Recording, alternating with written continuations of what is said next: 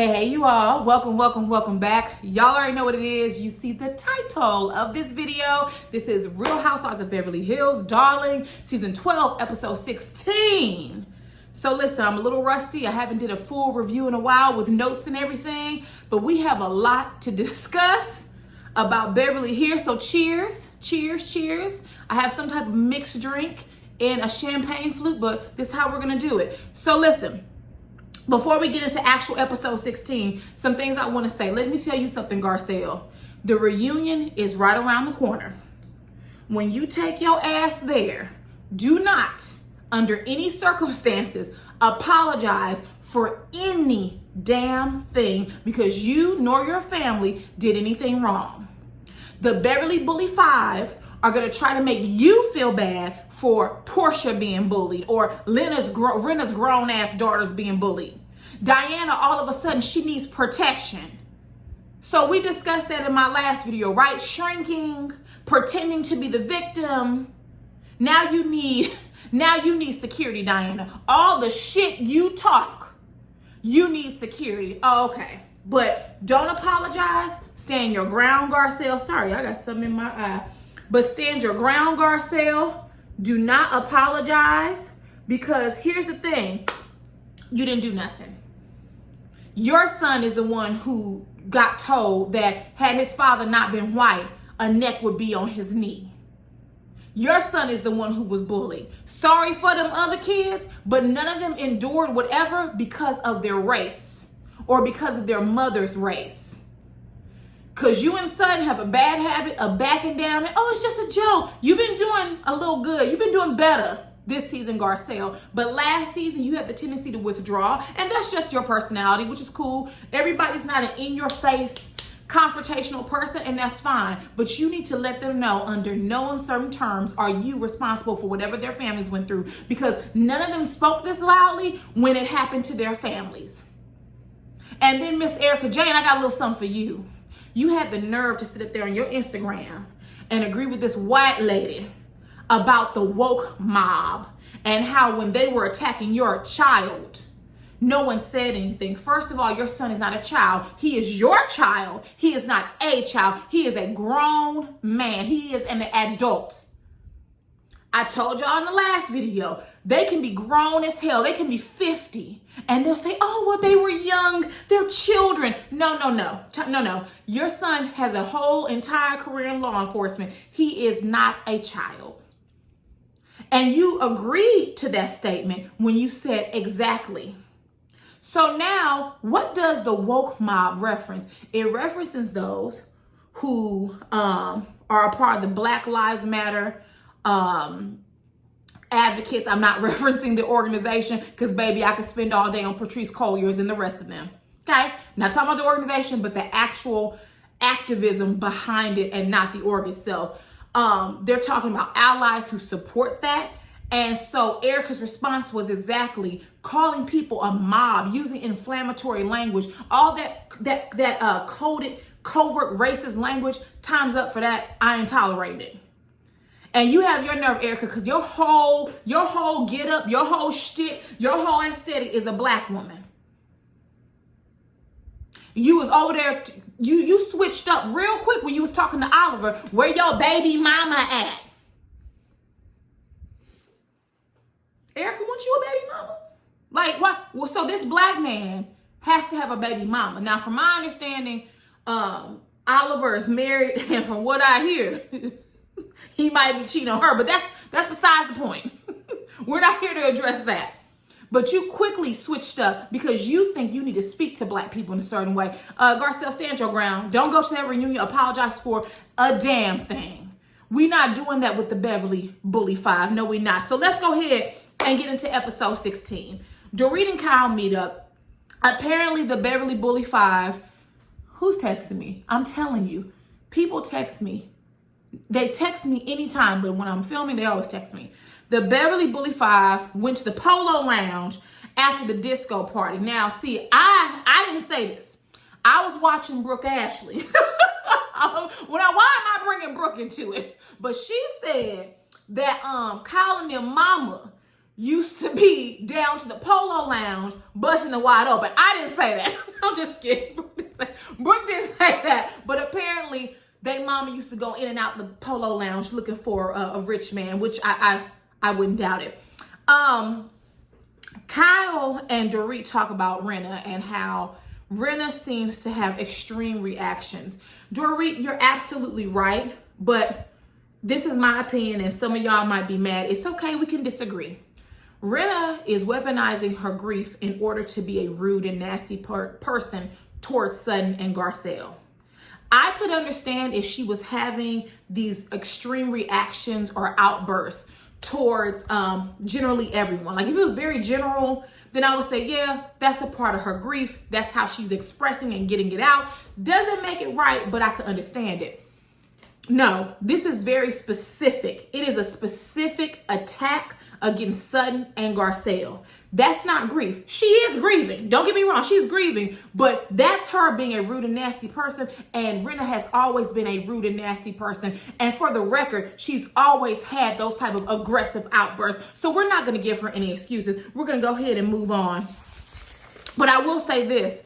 I found it interesting that Dorit and Kyle can agree to give Rinna grace and mercy, but they don't extend that to other people in the group. Anyways, we have racist Diana allegedly going to Garcelle's home because, honey, you ain't finna send me no cease and desist because I'm gonna throw it right in the trash can, just where you should be. I'm the wrong one. That don't scare me, honey. In the words of Mr. Biz, take that shit to trial, okay? Anyways, we have racist Diana allegedly and Garcelle. Diana is over to Garcelle's house. Now let me say this. This entire scene threw me, and let me tell you why. Diana is a very curated individual, highly curated.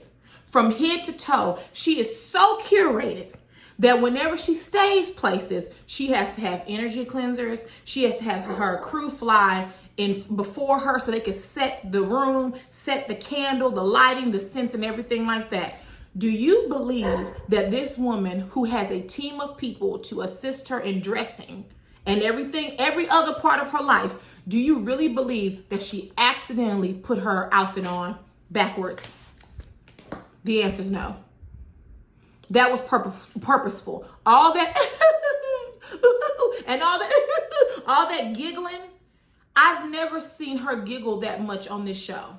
That was all fake. I don't know if she was trying to disarm Garcelle. I don't know if she was nervous and she really did not want to do a one-on-one scene with her for obvious reasons. Okay? But she was putting on. That was fake. No one purposefully does that. No one helps me get dressed and I know when something is on backwards or not. Maybe if it was a t-shirt, yeah. You know, a sweatshirt, yeah, that can happen. But a whole jumpsuit that you have to zip up and tie around and all. Diana probably doesn't even wake herself up in the morning. That was purposeful. That goofy shit, it didn't sit right well with me. So anyways, Garcelle and her begin to talk, and she mentions that if Sutton were there, her and Garcelle would not be able to have this conversation. So here's the thing. Diana has really adopted the thought patterns of the Beverly bullies. She's firmly rooted inside that inside group, right? That group within a group, okay? You can't talk about my friend in front of me and expect me to then have a joyous conversation with you. That's not how it works. Now, I will say, I do think that at times I think that Garcelle says too much for Sutton. And there are times where I feel like she was acting as Sutton's bodyguard and Sutton was not doing it in return. In these recent episodes, however, I don't feel that way. You all purposefully put Garcelle in a bad position to where she has to defend Sutton. Like she's sitting there and she's like, they are tearing this girl up. They're tearing my friend up and I'm just sitting here because I don't want to be called a bully. And that's what you all are doing to her. Oh, you're so much better without Sutton. You're so much fun without Sutton. But you can't talk about my friend and expect me not to say anything. That's not how it goes down. Right? If one of my friends, if they're having a one-on-one, I'm not going to intervene. But when it starts to be 2 or more people, no, that's called a gang up and we're going to shut it down right away.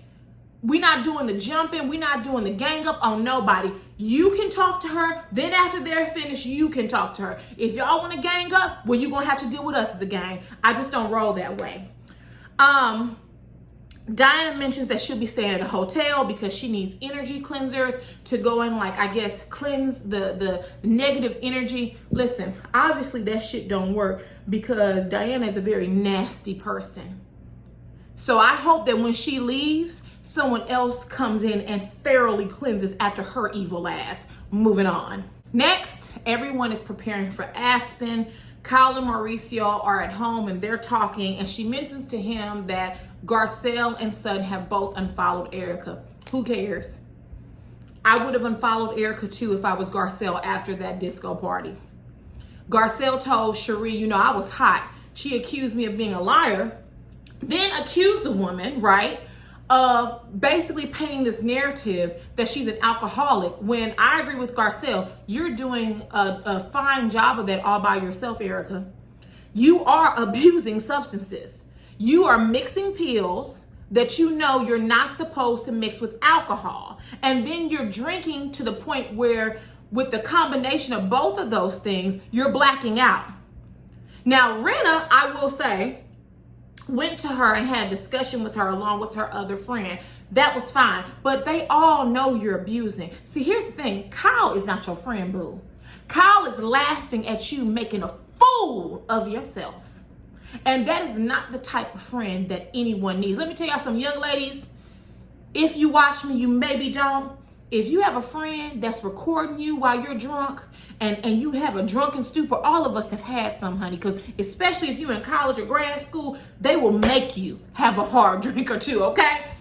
But the person who records you and then uploads it, I don't care if it's to social media or to y'all group text, that's not your fucking friend.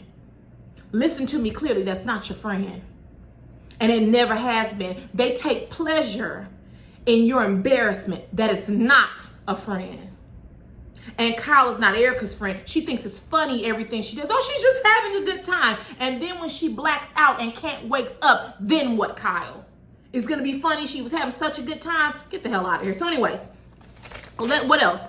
Crystal calls Garcelle.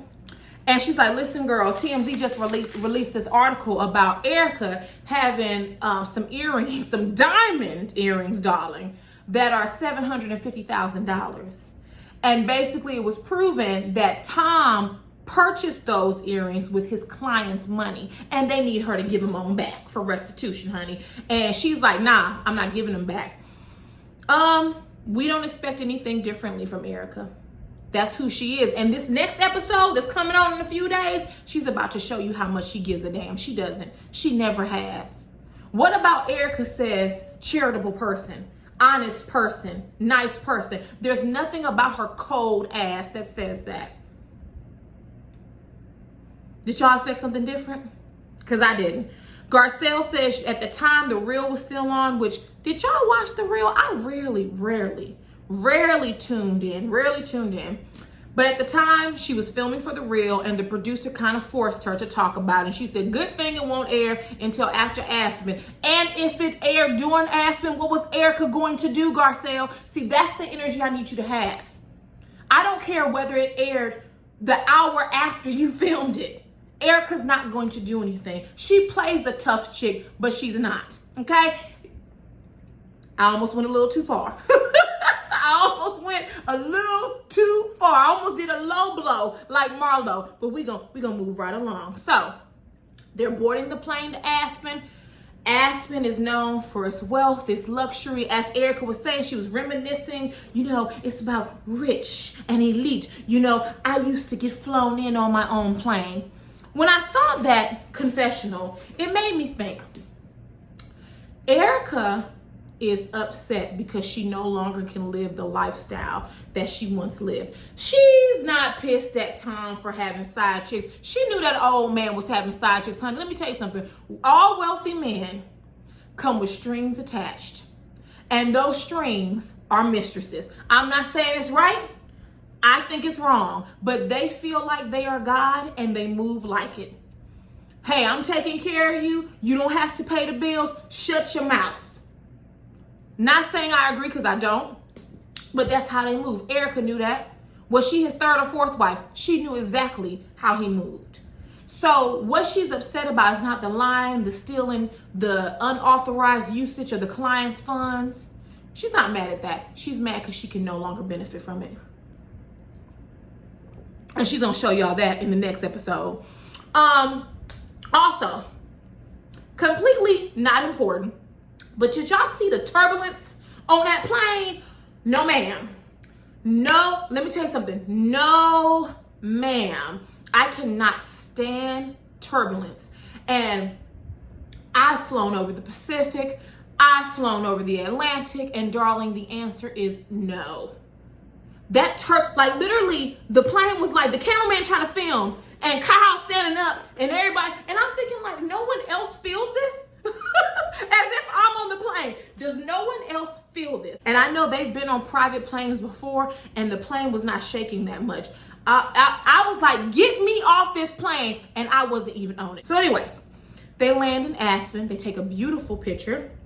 Kyle's house is very nice.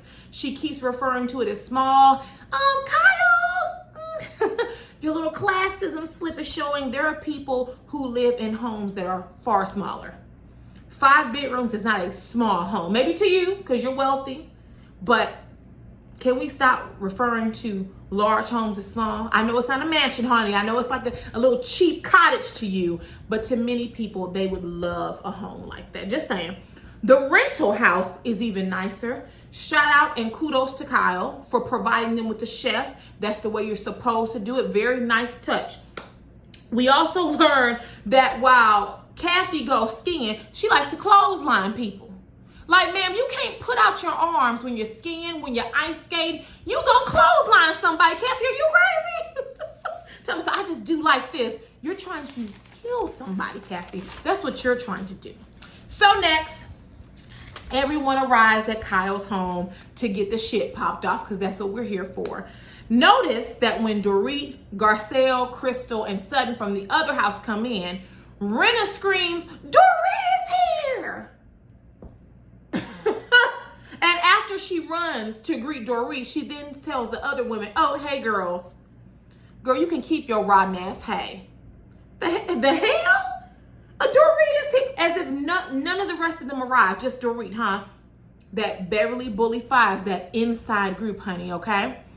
So then also Mauricio, he has decided he was the chef. Kyle, I don't know why you would hire a chef for the ladies in the guest house and not hire a chef for your house. Because, honey, Mauricio done burnt the steaks.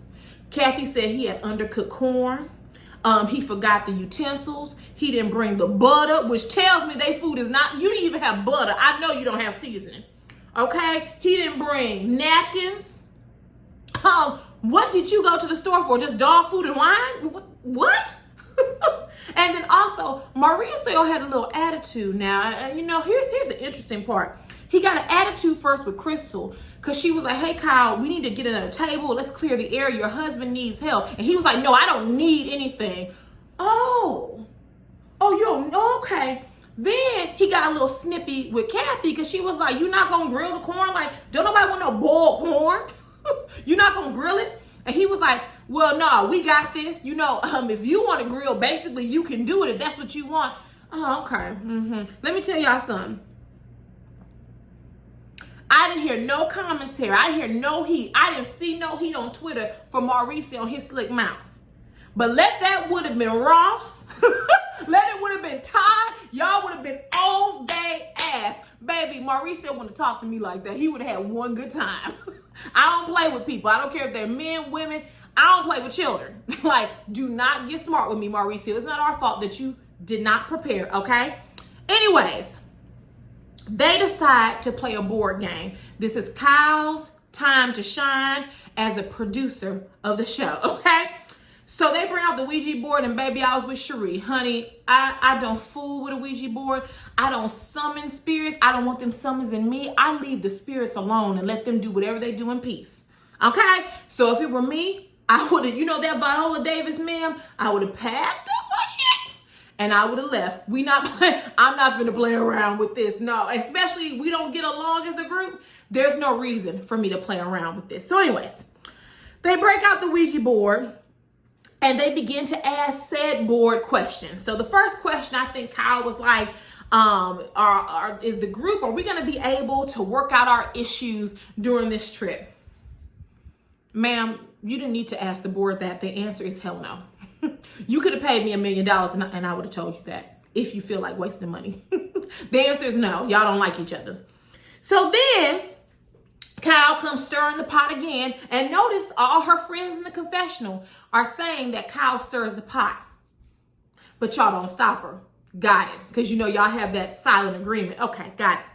So then the next question she asks is, why did Garcelle unfollow Erika Jane on IG? The short answer is because the hell she wanted to, and because no one owes the Beverly Bullies 5 an explanation. No one. I'm an adult. I can do what I want when I want. But Garcelle graces them with an explanation. She was like, yeah, I didn't like she called me a liar. I didn't like she accused me of trying to paint a narrative.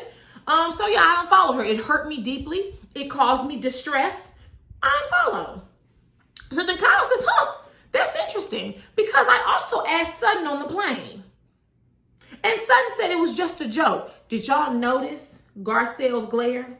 She kind of looked over at Sutton like, if you don't shut your damn mouth.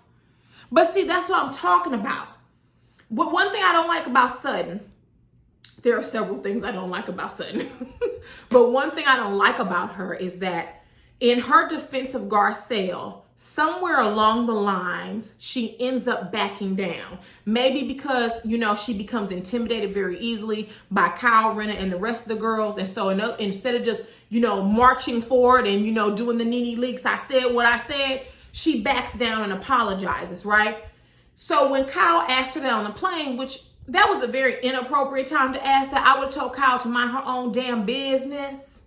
But I would have said, but she said, you know, oh, it was just a joke. It wasn't a joke. Y'all unfollowed her. Period. I said what I said. You got a problem, Kyle? Because I couldn't follow you next. No issues. You know? So Erika was like, you know, the problem I had is that you were repeating it to the group. And when they wouldn't bite the bullet, you became upset or whatnot. First of all, let's go back to the disco party quickly, since I did not do a review for that episode or any other episode for that matter. But Dorit, whatever her name is so ugly to me. But anyways, Dorit purposefully over-exaggerated Garcelle's tone and gestures when they met, right? She was like, Garcelle said, don't be Kyle, don't be Kyle. Garcelle did not do all of that. And see, that's why you all are not to be trusted. You had a conversation with Garcelle and all she said was, don't be Kyle. Don't be Kyle. And you took that and painted it to Erika as if she was like, don't be Kyle. Like, because to you, that's how Black people express themselves, right? We're always over exaggerated. We're always loud. We're always over the top. We're always aggressive, right? Because that's not what happened. But that's how you interpreted it to Erika. And you're full of shit, Dorit. Because I didn't forget what you said last season about your help. And I'm not letting that go, considering your whole aesthetic is from a Black woman and from Asian women. I'm not going to let that ish go at all. So Garcelle was like, yeah, I told them, but I also told you too, sis. Like, it's not like I was talking crap about you and didn't tell you. Erika was like, basically, well, you don't care. You were doing it to be nosy. She's accused Garcelle of that. Listen, Garcelle, don't ask her no more. Just like Garcelle said in her confessional, if she wants to throw her life down the drain, let her do it. Because Kyle and friends are going to they're going to amen her ass right off that cliff. Yes, they are. Kyle thinks it's so funny when this woman gets drunk, blacked out drunk. She thinks it's funny when she cusses out a Black child. And when Erika end up in jail, or she's unable to wake up one day from all that partying and having fun, then what will be said? Gotcha. So when Garcelle was talking, she was like, you know what, Erika, we ain't even got to do all this. You know, we don't have to be friends, and that's okay. Erika was completely taken aback. She was like, oh, well, yeah, I mean, we don't. And Garcelle said, I'm good with that. Erika goes, yeah, me too. You dealing with the right sister. Because that back and forth that you like to do, Erika, it needs to be shut down immediately. That back and forth that you do, you got to get the last word. Baby, you pretend to be a thug, but you not one. You nor Rinna. Y'all don't live that life. You don't know what that life looks like. So y'all used to running over them other women at Beverly Hills. You got the right black woman sitting in front of you because it wouldn't be time up for me. I would shut that shit down. Me and you would keep. So what you gonna do? Cause that back and forth, yeah, me too, and trying to get the last word, that's fighting words. Like, what you going back and forth with? What you trying to prove? No, ma'am, Erika. No, ma'am. Especially after that comment agreeing about the woke mob. Ma'am. No, ma'am. Ma'am, take your country ass back to where you came from. Okay? Let's not do this where you're trying to be some tough chick. You and Rinna do that too much when you real quick to back down. No, ma'am. These Beverly Hills women would not have me crying at all. I would have them crying. Why is it necessary? Like, we can have a reality show where women get along, don't get along. They have arguments. They make up. But why is it that these women have to form a group, an alliance, and bully people off of the show that they don't like? And here's the thing about that. This video may be a little long, my bad. We know that Bravo has HR. We know that they utilize it, i.e. Karen, who ran to HR on Candace from Potomac. Why has no one been to HR about the Beverly bullies? Garcelle son, what y'all waiting on? Because, baby, let me tell you something. One thing I would do.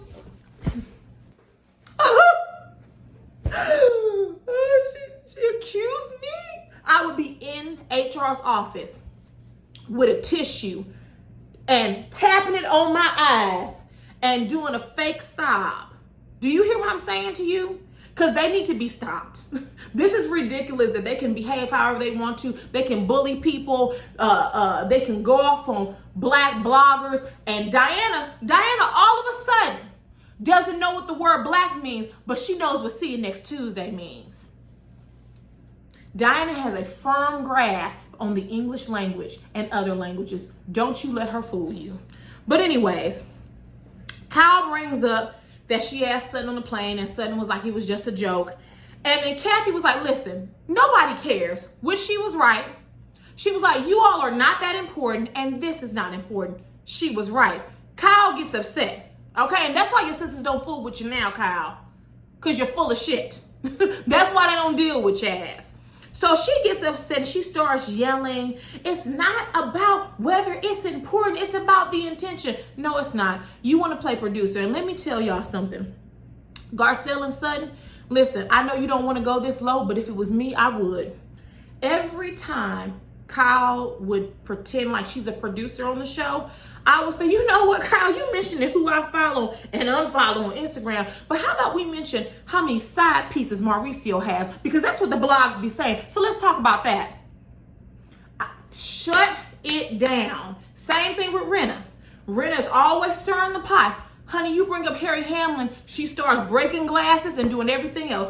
Every single time, we're going to talk about y'all husbands and we're going to talk about the rumors. Since you care about what I do, I care suddenly about what your husbands do. Let's talk about it. I bet you Kyle would back up off of you then. Because me, when I'm focused on something, I don't move. No, we're not talking about the husbands. We're talking about them today. And we're going to have a healthy conversation about Mauricio and his alleged side pieces and mistresses. So what say you about that, Kyle? Oh, crickets? Whispers? I thought you would. I would stop her ass in her tracks and I would talk about Mauricio sitting there right in front of his baggy-eyed ass face and would not care. How about that? Now, let's go ahead and move on. I've talked enough. So when Sutton chimes in, she's like, listen, y'all don't care about what Erika says to us. You know, basically she was saying, I unfollowed her because last season she called me and see you next Tuesday. And Kyle yells at her. She's like, well, why didn't you just say that? Instead of lying and saying it was just a joke, why not say that? She was like, but you all don't care. Regardless of the reason I did it, You all don't care. She called me that and you all said nothing. And Rena says, well, why do we need to? This is the manipulation and gaslighting of Beverly Hills. Because you feel the need, Rena, to interject yourself when it comes to Garcelle and Kyle about, not Kyle, but Sutton, about everything. But when it comes to your alliance, you fall back. No. Why do you need to? Because you feel the need to do it with everyone else. That's why. So as Rena says that, Diana says, but you are one. You are. See you next Tuesday. Erika, the mean girl, the bully, she begins to obnoxiously laugh. Honey, it was not that funny. It was a little funny, right? To It wasn't that funny. And see, if I was Sutton, right? If I was Garcelle, which I'm not, I would have done what Sky did from Black Ink Crew, New York. Y'all remember that scene where she starts laughing all loud and obnoxiously?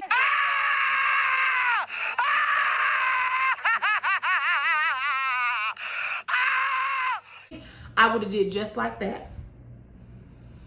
Because the room would have came to a hush and then I would have went directly in on Diana and Erika.